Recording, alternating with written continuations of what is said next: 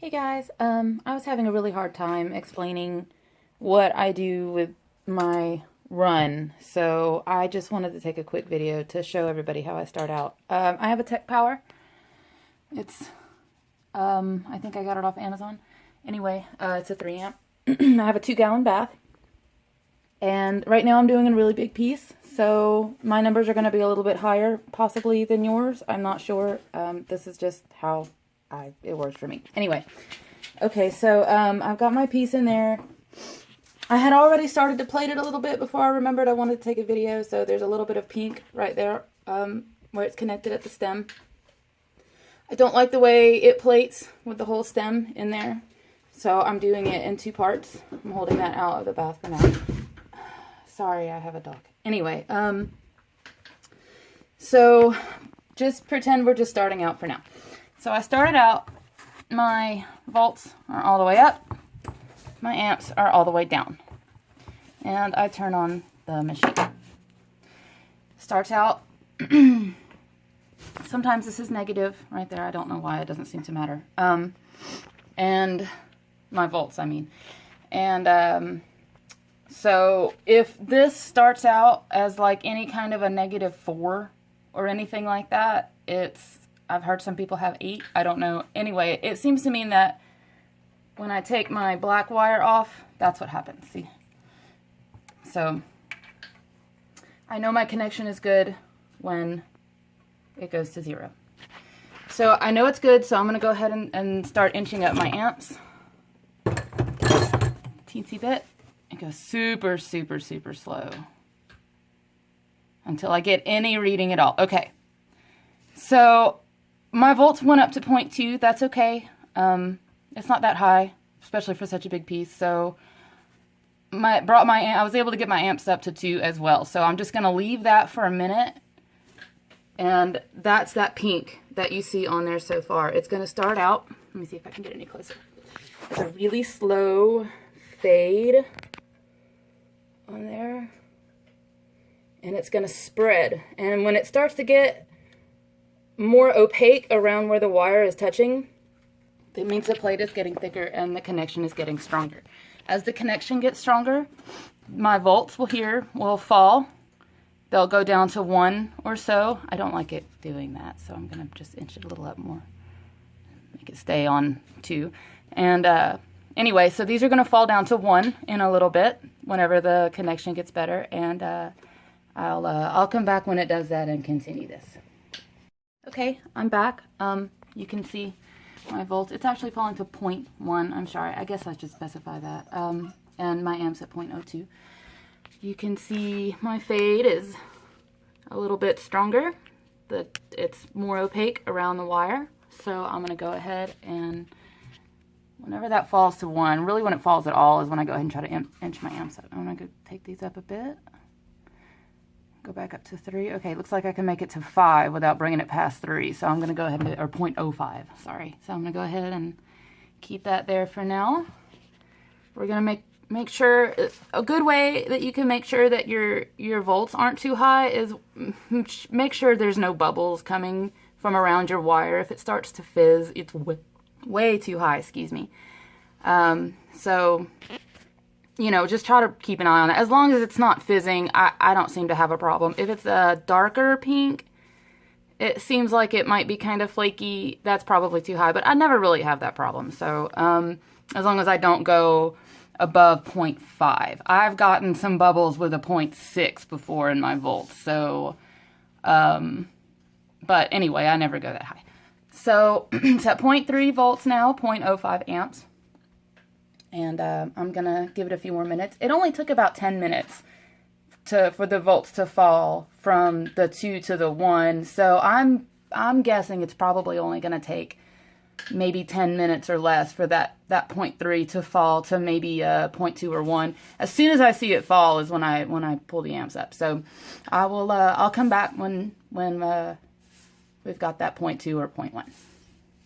Okay, I'm back, and it has fallen to 0.2. I really don't think it's going to go back down to 0.1. It's such a big piece. So, you can see it's got a nice fade going right up to the water line and headed on down, and just starting to look a tiny irregular, the fade. It's probably because it's an irregular piece, but it's also because my current's not high enough. So I'm going to inch this up some more. This is eventually over, for this large of a piece, it's probably going to get, let's see if I can get it to 0.10.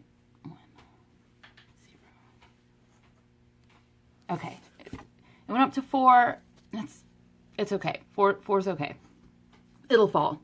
So eventually, this is probably going to get up to probably 0.40 amps. That's the standard, you know, 1/10 of an amp per square inch of plating surface. That will be about how big that, it's a cotton stem. It's whenever it's got a nice even fade over the whole thing, it's gonna have it's not gonna be perfectly solid. As soon as I can get it up to the 1/10 of a square inch, that's when it's gonna start to get very shiny. So we'll see if I can get it to do that. My bath also needs to be filtered, so we'll see what happens. And I will be back. Okay, so I'm back. It's fallen to 0.2. The volts have fallen to 0.2. My amps are still at a 1/10. And you can see it's kind of, it's still at a pretty good fade. But I happen to know that it is going to take more amperage to get it a little more opaque than that because it's so big. So I'm going to go ahead and keep trying to climb my amps up. Watch my volts. See, okay, they went to 3. This is such a big piece. I'm probably going to end up with 0.3 or even 0.4. They're so big and they're kind of delicate, so I'm trying to get a strong plate on them. So I'm probably going to get it up to a 0.4. Smaller rings, pendants, things like that, I never get to 4. I can usually keep it around 0.1 or 2 even, and I really get a shiny plate when I can do that. So anyway, I'm going to see if I can get these a little bit higher. But when it gets to 4, oops, okay, there it is. I'm gonna go back down. I like even numbers or in 5s especially. So okay, we're gonna leave it at 15. And we're going to let it go like that. So I just keep doing that until I get up to about 4/10 of an amp. So that would be 0.40. And I leave it like that until the entire piece is covered and nice and thick. So these actually, my bath is so dirty. These ended up kind of splotchy in places. I mean, these were left out overnight. That's why they look so tarnished.